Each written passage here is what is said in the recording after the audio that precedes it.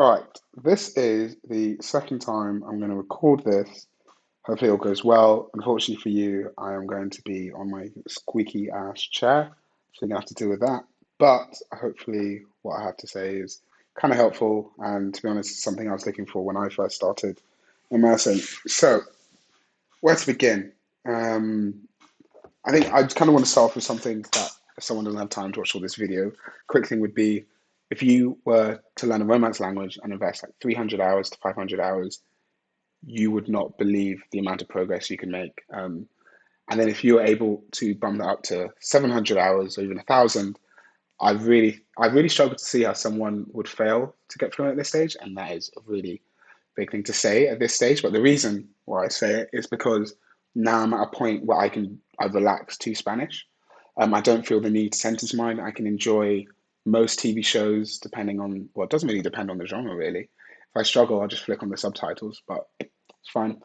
So yeah, just something to keep in mind if you're tracking, if you're not tracking, hopefully that helps someone. So anyway, beginning, I'm going to say a lot. I do that at work as well, but yeah, it's a tough life.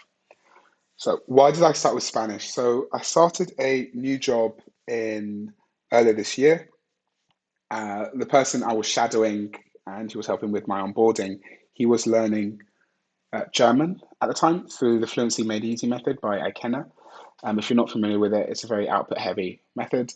We went into lockdown a couple of months later, and during that time, we were just chilling on Zoom, working very hard. And he effectively said, "Why don't you try and learn the language?"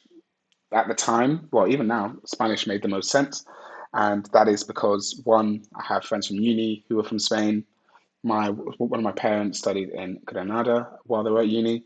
I have a colleague from Galicia who I speak to a fair bit, and at the time, I was under the assumption that I could learn Spanish in 6 months, do French in six, do Russian for eight, and I'll be dandy.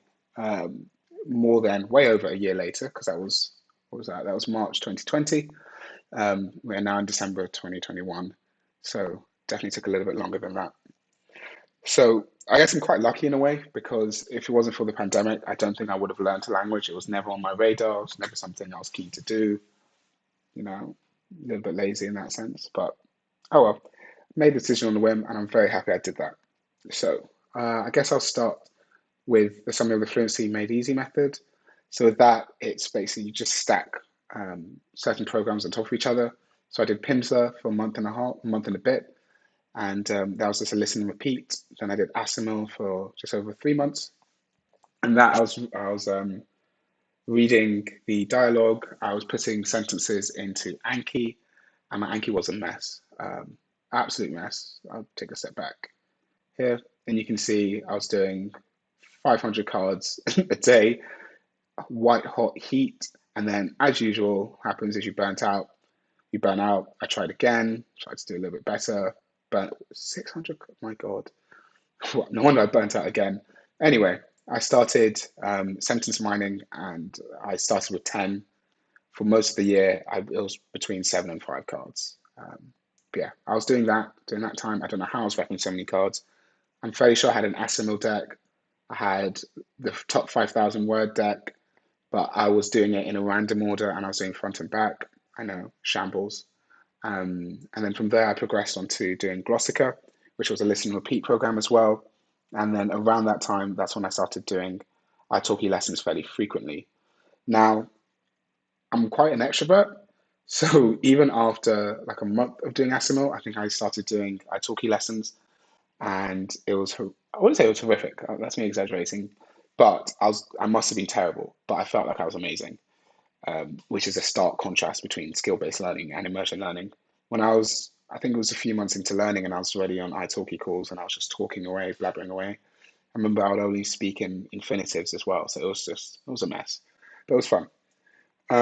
So just in summary, I think the FME method is great for hobbyists. Like if I was going to dabble in lots of languages or someone asked me before Refold, I would definitely say just do a method like that. I felt like I was always progressing because I was hopping from Pimsleur, then I graduated into Asimil, then into Glossica, then to Italki lessons.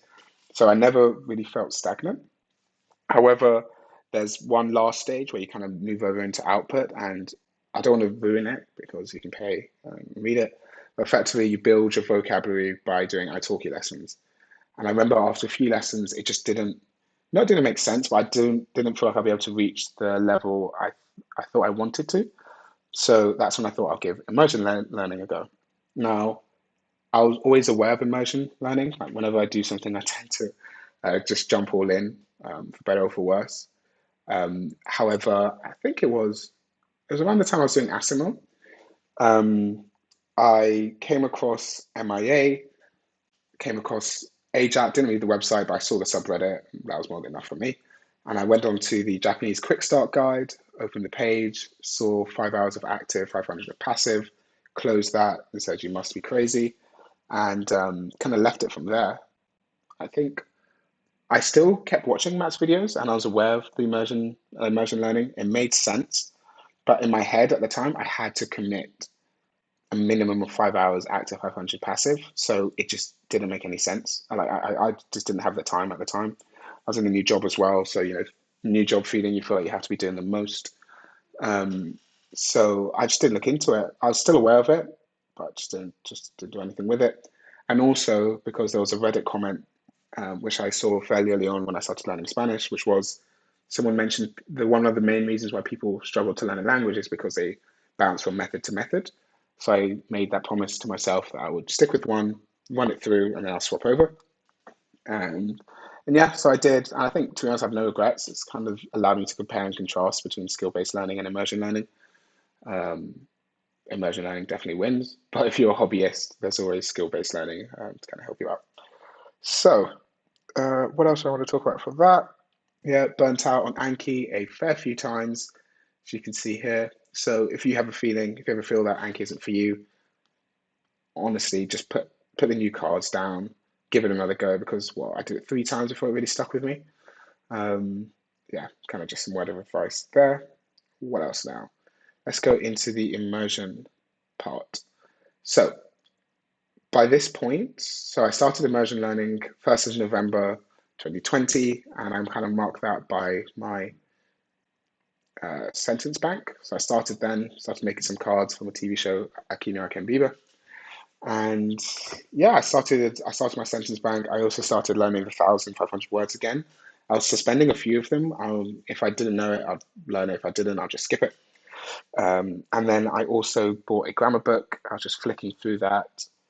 And then in January, I started the language transfer course, which is amazing. I'm going to do it again this year just to kind of refresh everything.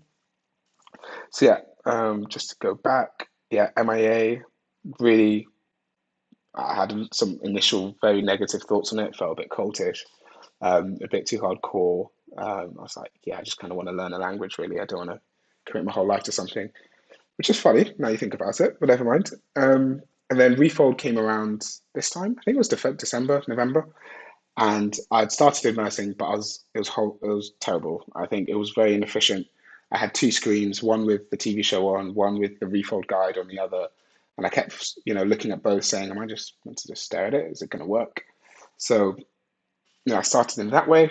However, the one thing I loved about Refold is it gave me actionable steps. I'm the type of person, and I'm well aware of it. If you give me small goals, I'll always just keep pushing and pushing. But if you give me like 5 hours, if I read, I have to do like 5 hours to do something. I'm just like, yeah, that's not happening. But reading an hour, now I do between like 2 to 5 normally. Anyway, then did the Discord server, which was great. I'm pretty not active, but I read everything. And there is, I should have looked it up before I did this, but someone was tracking their immersion every hour in the Spanish Discord server. He knows Esperanto and Afro, I think it is. And I was watching his videos around this time, and that's when I was like, do you know what? I'm going to start tracking my immersion because this just feels like it's not working. And I started using this sheet, which I found on Reddit. And this sheet, I'm making myself sound really lazy, but this is the perfect type of sheet for someone like me. I just use toggle. I put on a timer when I want to do my Spanish, and I know I'm focusing on it. Whenever something comes up, I pause it, go about my life, then I can come back to it again. And this works out really well for me. I used another one in tandem with this where I was tracking my passive and my active. Let me see if I can do that. Oh, damn it, I deleted it. No, I didn't delete it, I just don't have it here. And that just didn't work. I did it for 7 months, but I knew it's not something which was viable for me. It was just too much. I can't have that level of control on a day to day. Whereas this is perfect for me. Um, and if I didn't track, I think I would still have terrible immersion habits because when you're watching TV, I watch it as if I'm watching in English and I'm on my phone, I'm checking Insta, I'm swiping back and forth, I'm thinking about other things. Whereas if I've got the timer on, I just know, look, for 10 minutes, let me just focus on the show. And then by then I get hooked and blah, blah, blah. What else? Yeah, I just have to say thanks to people that were tracking and making video updates. They really helped me out. I also got not obsessive, but I pretty much watched every video update there is and inadvertently kind of compared myself to people that had, in my eyes, a little bit more time than I did. So I kind of not set a high standard, but I was kind of like, oh, I can just slot in another 30 minutes here, um, which is a good and a bad thing. To be honest, I was quite lucky, as you can see in January all through April because of lockdown. At this stage, I believe in the UK, everything was basically shut. Like you couldn't go out anywhere. And I'm quite an early bird, so I wake up at 5. I couldn't exercise. May as well just do my 10 cards a day, just immerse and get ready for work. And yeah, so that's what I was able to do. And you can see here, I've used the overall graph. It kind of teeters out a little bit as the year goes on, mainly because that's when restrictions were eased and I could see people and the benefits of immersing for like 3 hours a day on a Saturday just weren't really apparent anymore. So yeah, what else do I want to discuss? So my early immersion experience, so for me, I always struggled to immerse with content that wasn't native to Spain or native to the country I wanted to learn, which was always Spain. Because if I was to watch Kung Fu Panda, if I knew I could watch it in English, I'm just like, why am I forcing myself to watch it in Spanish? The whole point for me, in my head anyway, at the time was I wanted to be watching content which I wouldn't have access to prior to learning the language. So I've always immersed in live action TV shows native to Spain. So Aquino and Biba, La Casa Athena, blah blah blah. Much more cringy shows out there like Physica Química. Again, shameful, but never mind. And I started my immersion journey. Let's say I started in December, in November, obviously, but tracked it from January. By December, when I first started with my first memory of really immersing, I understood nothing, absolutely nothing. And to be fair, I was immersing at one of the hardest mediums you could use. But I was noticing whenever the boom mics would like pop into the scene, I noticed that they use the same car track for all the vehicle sounds. So whether it's a moped or a truck or a car, it's the same sound. I understood nothing, absolutely nothing. Um, so I used this in combination with Dreaming Spanish, which was helpful. Um, but yeah, I kind of just stuck with it. I don't want to say I immersed in nothing, but I was immersing while understanding nothing, but I kept switching it up. So there was a Dreaming Spanish website where you can watch intermediate and beginner videos. I was watching those. So I was made sure to mix it up, and especially in January, this is when I had way too much time on my hands. But I would start the day watching really hard content. So I'm not really big into anime, but I watched Attack on Titan, and I'd start with that because that was very difficult.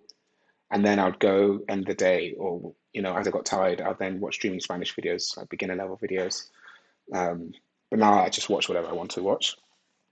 Mm, you have to kind of know what keeps you engaged. I'm just reading some notes I just jotted down. So I know that for me, watching native Spanish shows that kept my interest rather than watching Modern Family dubbed in Spanish because even now I can't watch. Well, I really struggle to watch dubbed shows. I force myself sometimes in the last about 10 minutes, mainly because I can't really find. I think because I immersed with Slice of Life from the very beginning, I've either watched most good things or it's just not my cup of tea. But luckily, like I said, Athena is amazing, and I can just keep rewatching that. As you can see, again, squeaky chair time.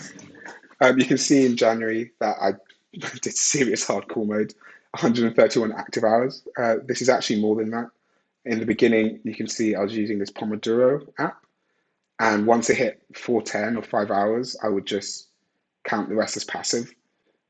Yeah, everything was locked up. I was still getting up at stupid o'clock in the morning. I just had the time. Um, I think everyone should try and do hardcore, and what's hardcore to everyone is very different. What's hardcore could be 2 hours a day, but I would say try and do like a month where you just dial it in, because for some strange reason, I feel like my comprehension was higher in January than it is right now, or it feels around the same. And I couldn't really give you a reason as to why. I think maybe because I was learning the most frequent words, immersing. I guess I was accepting more ambiguity around there because I was just in so much media. I couldn't give you an answer. But main point is when life started teetering down, so from 131 to 70 to 60 to 30, I was able to keep those habits of just Anki and immersing on a day to day. Just that was just something I thought about as well. I think everyone should try and give it a go, but it's unrealistic. I was lucky. Yeah, I've got long hours sometimes, but it was during COVID and there was absolutely nothing else to do. If I was still commuting into the office and had kids, career, and was doing other things, then I understand, and it'll be really difficult to kind of get that done anyway. What else? What else? What else? What else? Tracking, as I mentioned, tracking my immersion time actually is what allowed me to focus. If I didn't do that, I would still be flicking between screens. I would be going not on, I'll be going on my phone, to be honest. I'll be treating it like normal TV, but as I mentioned earlier, with the timer, it just allows me to just dial in, and I think that's where a lot of the language games, if you want to call it that, has come from. Mm, As you can see, low effort tracking, and I think I put managing to progress from well throughout 2C is by tracking, because you can see here I actually started. Well, I reached stage 2C on the 3rd of May, and I'm still here. You could see here, 24th of August, I wrote a comment that on my other sheet that I think I've got the level 5 comprehension. 3 hours later, or 300 hours later, feel like I'm just at the cusp of getting over that blip into being a solid level 5 everywhere. And it does take a lot of time. I think you don't really notice any of the improvements. I think the improvements I've seen in this time were things such as the level of effort to mine the monolingual cards, the fact that I can watch pretty much any show I want to now and I can just relax in front of it. I don't really miss bits or details anymore. But I think it's very easy to jump into stage 2, 3 quite early. So let me just, oh, I'm going to mess this up again. Where is it? Measuring comprehension. So if you see level 5, this, I understand pretty much most, like 80% of all the jokes. Again, you don't know what you don't know, but I feel quite comfortable in this. I wouldn't say it requires a lot of effort to understand. I just naturally feel like I pick up the story and the meaning from sentences and I can follow the story. I don't miss any plots or anything like that.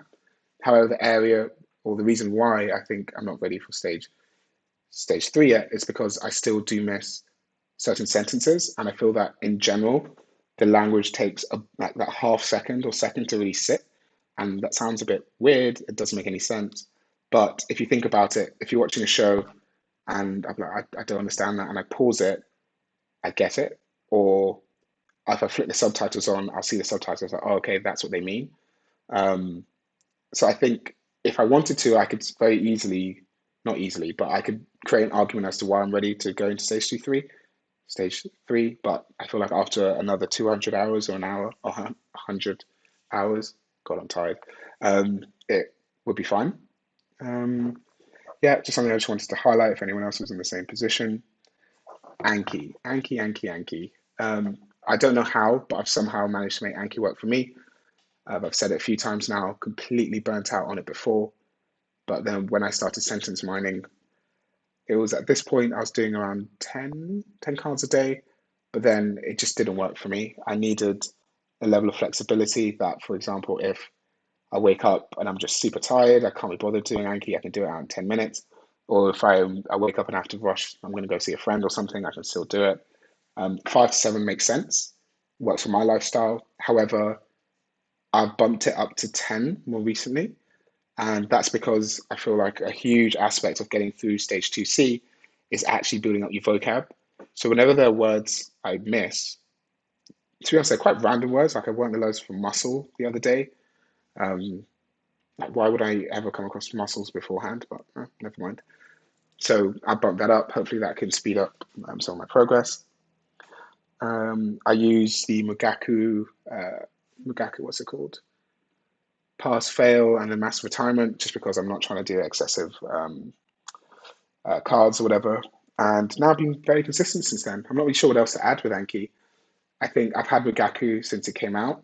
Tried it for a month, didn't get it to work, but I used the card maker, which I pretty much used the whole time. But in terms of pulling cards for my immersion, yeah, I couldn't get it to work, and I kind of just abandoned it. It just wouldn't, I don't know, wouldn't work. However, more recently, I set aside, like, I don't want to admit how long it took me, but I put aside a couple of hours, and yeah, managed to work for me now, which is great. Highly recommend it if you've got the time. It does make immersing a lot easier. Just waffling on about Anki. I don't have much to say with Anki. I just do it. And c'est la vie. Monolingual Transition. I started this in March. Where's my timeline? I didn't put it in here, but I can see in my notes I did it in March. And this has been a very, very casual transition. So in the guide on Refold, it gives you the ability to create bilingual and monolingual cards on the same card. So I did that from the very beginning, well, from March. And when I was repping, depending on my, I guess, my concentration levels, if I had the time and energy, I'll do the monolingual. If I didn't, I needed to rush, I'll do the bilingual. It really just, it depends on how I felt. But however, now I didn't even realize this, but majority of my cards are monolingual cards now. I didn't mind I didn't mind the words in the definition. If I got it, I got it. If I didn't, c'est la vie. And it worked. I was quite worried that it wouldn't, because monolinguals transitions meant to feel a bit of resistance. But for me, I just kept going, and it worked. So if you're in that position, hopefully that works out for yourself. Um, yeah, I wouldn't be too worried about it, especially because Spanish is quite similar, but there can be false friends. But if you immerse enough, or if you just immerse in general, you'll eventually build up the meaning. Power of compelling input. So, as I think I mentioned it earlier, I've had to do a couple of takes of this. I started italki lessons fairly quickly, and then come around December of this year, I then swapped to crosstalk. And the person I was doing my italki lessons with, she was more than happy just to try crosstalk. And I feel like crosstalk is some of the most compelling content you can get. I don't know what it is, but speaking to someone, face to face or even over Skype, I feel like your brain works a bit harder to comprehend what they're saying and to hold on to the meaning. So if I speak to someone today and I know I'm going to speak to them in a few days' time, you always put in more effort to really understand and try and get used to their way of speaking. I'm not sure, but I would highly recommend crosstalk. If I could, I'd do it like 2, 3 times a week. And at the moment, my schedule is a bit hectic, so sometimes you have to immerse during the day when you should be working. But anyway, compelling input. There's a book called Goodbye Things. This was the first actual book I read which actually had me captivated from start to finish. Goodbye Things. I'm into minimalism, so it just made sense. I realized I'd gone a bit wayward, so it was nice to bring me back. I finished it. I think it was in a week actually. I bought it earlier, but things came up and I just didn't have the time. And then I had to go away for a bit, and I just cracked it away in there and absolutely loved it. If you're into comics or anime, there's loads of content out there, and I'm very, very jealous. This is the only book out of all the books I've read which actually kept me fully engaged. Besides Alethea, I think she does some really interesting graded readers that aren't like just typical graded readers. So if you're learning Spanish, highly recommend reading those. I think that's all I have to say on compelling input. Yeah, find out what motivates you. For me, it's native content, even if it is a bit harder. I think the fact that I'm watching something which I know I wouldn't have been able to watch a couple of months ago, that just kind of keeps me going. I think more importantly is my current level. I think that's what everyone cares about, really, even though I've waffled on for about, Jesus Christ, 24 minutes. Cool. So, current level. I can understand most TV shows. Have I done this? Yeah, I can understand most TV shows to a level 5. If it drops down, it would be a level 4. Um, these are slice of life native TV shows. I haven't watched anime recently, but I really want to watch Attack on Titan again. But I just can't find a Spanish dub. I can find the Latin American, but not the accent I want. Um, my lack of vocabulary is apparent. I feel that if I had a wider vocabulary, I think everyone would say this really.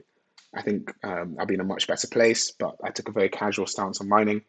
I made the not mistake, but I mined a lot of my words from graded readers. So in the beginning, a lot of the words I was learning never really showed up in my immersion. Um, so yeah, I think a comfortable level 5. I still do miss out words. Um, but yeah, I think if I just continue doing what I'm doing, within 2 to 3 months, I should be there. In terms of reading, at the moment, I only read graded readers around stage 2B, just because I actually started reading Atomic Habits. No, I started reading Start With Why. I dropped it like 2 days into it. I was like, yeah, no, I'm not sentence mining at 9 o'clock at night. So now I just stick to B1 content. And similar to what Stephen Krashen said, if you understand 90%, that kind of that's his methodology. And I just thought, well, I may as well try both. I try and read something where I understand pretty much everything. And just give you an understanding for those graded readers that are like a B1, I go multiple pages without seeing a new word. And if I do, most of the time it's because it's a Latin American version of a Spanish word, something like that. Mm, what else? Lightning Thief, terrible book. I started reading it with the Refold book club. I would never read something like this in normal fantasy, just isn't for me. But again, I really love the fact that I could understand it, so that kept me going. But by the last 4 chapters, I was listening to the audiobook while reading it because I just couldn't commit to it. Um, yeah, started reading Los Cinco, but just not interesting, so I dropped it. Conjugations, I think I mentioned this already. Um, I wasn't sure the best way of going about it, especially come March or February. I couldn't see the patterns. I don't know how you're able to pick them out. I asked in the Discord server and people, like 2 camps, some said mine it, some said just immerse and it will happen. I started mining it for about 3 days, gave up eventually because I was actually just not for me. And now I have quite a firm grasp on in conjugations. What else would I say on it? Things like the subjunctive, I notice it more often. And I think now this is the stage my brain's at. Like sometimes I'll mine a word, wouldn't mind a word, but a word will stick out to me and I'll Google it and it'll be always the imperfect subjunctive. So I think that's where I'm at. Don't know if that could be complete nonsense, but um, yeah, I've got a very intuitive sense of it. What else? What else? What else? My level just needs to set. So this is an analogy of kind of like baking a cake. I feel like I've got all the ingredients. I just need to really sit with the language a little bit longer. And in my head, I've come with the hours of 200 to 300 hours. I think that's when I have a real solid grasp, and that's when I'll be ready to output. Actually, I could start outputting now, to be honest. I could start outputting 100 hours or 2 hours ago, but I don't know. I just want a bit more of a firmer grasp on it. I'm hyper aware of those people that do like 2,000 hours, 3,000 hours, and they just don't output because they want a perfect accent. For me, it's not that. I do just want to build up a slightly bigger vocab. And I kind of, in my head, I've got that number of 1,200 hours when I'll be like, do you know what? Whatever happens at this stage, I gave it a good crack at immersing. And also, finally, I had like what, 84 hours of output before I started immersing, which is a lot. So yeah, nothing more to say on that. Current focus, improve my listing. You may have seen the Refold 1 year anniversary. Great stream. If you could watch it, definitely watch it. But there's one thing which stood out to me, which was Matt's comment on some of his regrets and his journey of immersing. And one of them was optimizing for content and not for people. That really stuck out with me. One, because I have no interest in optimizing for content. So learning ancient Spanish words or being able to understand fantasy mediums, that's not what it is for me. I really want to start speaking with people. I've got like a itch I want to scratch eventually. So listening is a main thing for me. So I'm watching a lot of street interviews, just chat shows, mm, live action show. I don't know what to call it, just normal TV shows. I'm watching a lot of those. And I'm making a conscious effort to optimize for people. So I'm not mining from books anymore, just from TV shows and stuff like I mentioned. Really keen to start outputting, but because of the amount of output I've done, I really want to hold off a little bit. I've already said this already, but I'll hold off until 200 hours. Um, Accepting I won't have the same time to hit my original goals. I did plan to hit 1,000 hours by October. Real life happens, and to be honest, I'm kind of taking the piss with the amount of immersion I'm managing to get done every day while working and seeing people. Um, so yeah, I think just go with the flow, really. That's what I'm doing at the moment. Christmas is always slow. I can get away with things. Current method. So in terms of my daily schedule, it is extremely low friction. I have listening focus weeks and reading focus weeks. I'm on a reading focus week at the moment. So this is when I tend to mine all my cards in these weeks. Um, I just free flow TV shows. I barely do intensive immersion. I probably did around 10 hours, 20 hours max throughout this entire journey. I just free flow with subtitles on, read a graded reader before I go to bed, do my cards. C'est la vie. When I mine, I use the monolingual definition. That's that. Um, yeah, I don't really know what to say. It's not less rocket science, but you kind of have a lot more trust in the method. So kind of like Pareto's law, I just focus on doing my Anki, immersing more than an hour a day. I have a focus on 0 days here, so just any day where there's like a zero in front. So if I did like 14 minutes, that's a 0 day. My main goals are 30 to 90 hours a month, and if I hit that, I'm good. Yeah, I don't really worry about it too much now. Current goals I want to hit 1,500 hours of immersion. I think at that stage, depending on if I do my C1 or not, I'm very keen to do it. I want to be able to smack that on my CV, potentially work in other markets, blah, blah, blah. If I hit that and I haven't done my C1, I would want to do it then. Or I may have changed my mind and I'll just remove all support. So I won't be doing my Anki anymore. I would stop tracking my immersion and I may move on to another language. I may do French, may do Russian, may learn something else like JavaScript. I kind of want to learn something which will have a bit more of a tangible impact on my life, but I don't know. So far in the future, there's no point overthinking it. I'm still not too far off from where I want to be. So I need to focus on not derailing at this stage because I don't feel that you don't feel that hyper growth that you do in the very beginner stages of immersing. I feel like now I'm just chilling in front of a TV, my laptop. So we shall see. I really do want to start outputting soon. I did have the goal of doing 10,000 cards, 10,000 sentence cards. I'm just not an Anki person. Like I just want to get it done. So I think I averaged what 2,000 mature cards, 600 suspended. Um, this is all down to the Mugaku add-on actually. Before I was barely kept. I always had cards in the backlog, but I never kept it this high. Um, what else? What else? What else? Yeah, I wanted to hit 10,000 cards. Realistically, it's just not going to happen. I don't want to live my life on Anki.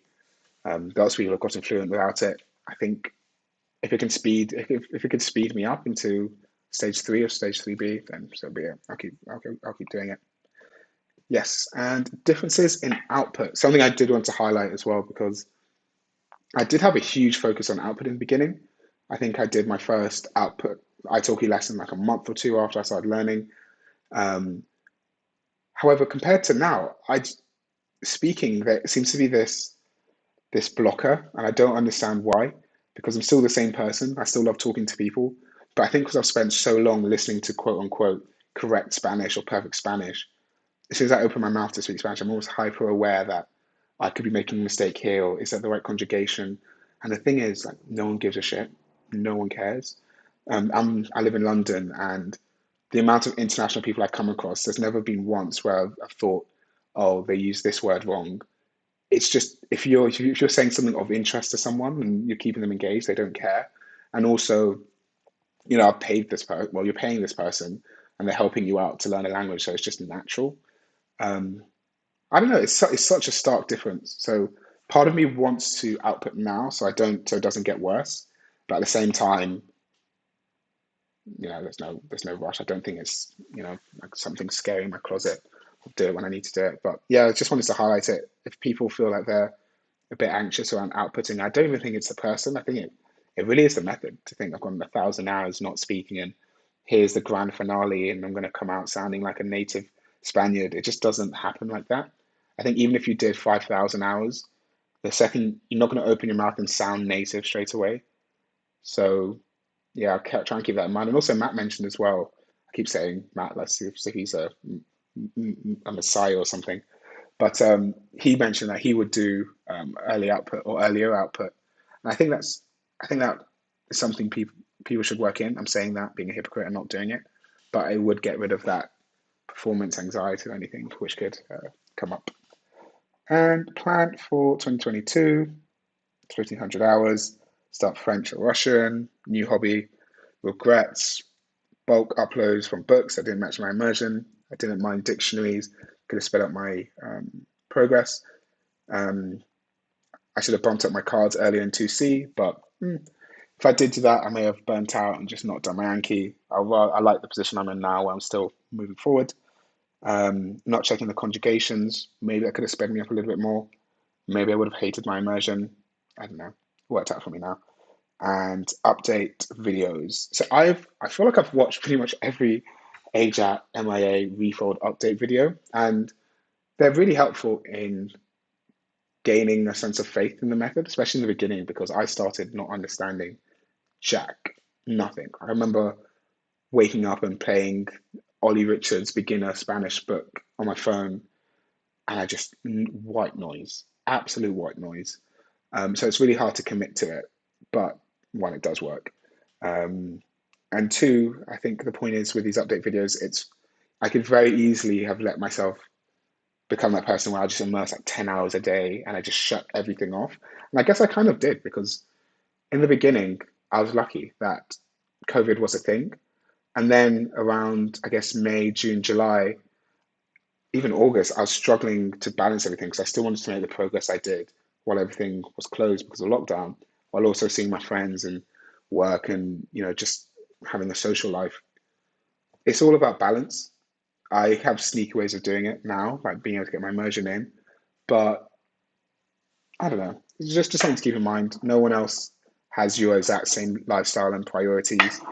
And realistically, if you're immersing 10 hours every single day, you should always kind of keep in mind that it's, language is a medium to communicate. And if you finally get fluent and you're speaking to someone from, I don't know, Portugal or Spain, and you have nothing interesting to say because you've just been watching TV for a ridiculous amount of time, it's not really worth it, in my eyes anyway. And I've seen lots of the videos I've watched where people have gone hardcore the whole time. There's always this like sense of they start questioning whether it was worth it a little bit because they've dedicated so much of their time to get this one thing, and they realize this one thing isn't